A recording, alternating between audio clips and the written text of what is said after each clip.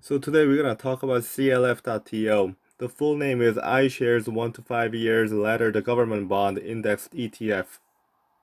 Before we start, I just want to point out that this is not an advertisement. YouTube creator, which is me, is not affiliated with any companies. The purpose of this video is a presentation rather than a recommendation. The investment is totally up to you. YouTube creator takes no responsibility of your loss or your gain. Sports comparisons to help you better understand. Please don't take it too seriously. All good? Let's get started.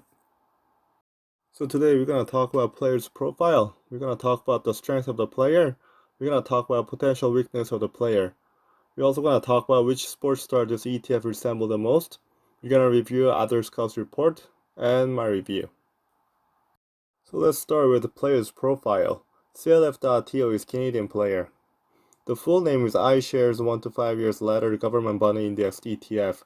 The position is goalkeeper. It is composed of 100% bonds. If you take a look for the diagram, it has good defending, size is really big, and it has good risk management. However, its attacking and potential is a little low. The first strength of this player is low risk and good risk management. This ETF is composed of 100% bond, and bond rating is really good. Almost 70% of bond rating is AAA, the rest is AA. It is very safe bond since it is Canadian government short-term bonds. This is one of the safest bonds you can buy in Canada. Also, you can see that this ETF has a stable performance. It is not great annual total return, however, it is very consistent throughout the years. According to Morningstar, risk versus category is average and return versus category is above average. If you can see the graph on your right, risk per return ratio is similar to index.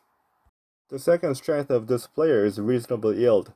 The current ETF yield is 2.3%. Canada key interest rate is 0.25%. If you see 10 years, 20 years, 30 years of bond maturity and yield, nothing is more than 2.3%. Comparing the interest rate, the yield of this ETF seems reasonable. The first potential weakness is low potential to growth.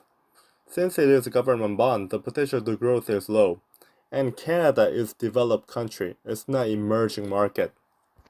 So how much it will grow more is questionable. Also, since it is composed of government bonds, fluctuation is less. It means the chance of generating the capital gain is low. The second problem is the high price. As mentioned before, the key interest rate is low. If key interest rate is low, it means the bond price is very high. Even if government is talking about negative interest rate, we cannot deny that bond price is still high. This ETF reminds me of Wojciech Szczęsny. He's above average goalkeeper with great defense skills. He's not the first keeper of the team, but he's a very good second option. He is a consistent player, but he's a little aged to show any potentials. And he's also slightly overpriced. According to Morningstar, it is 4 stars rating ETF.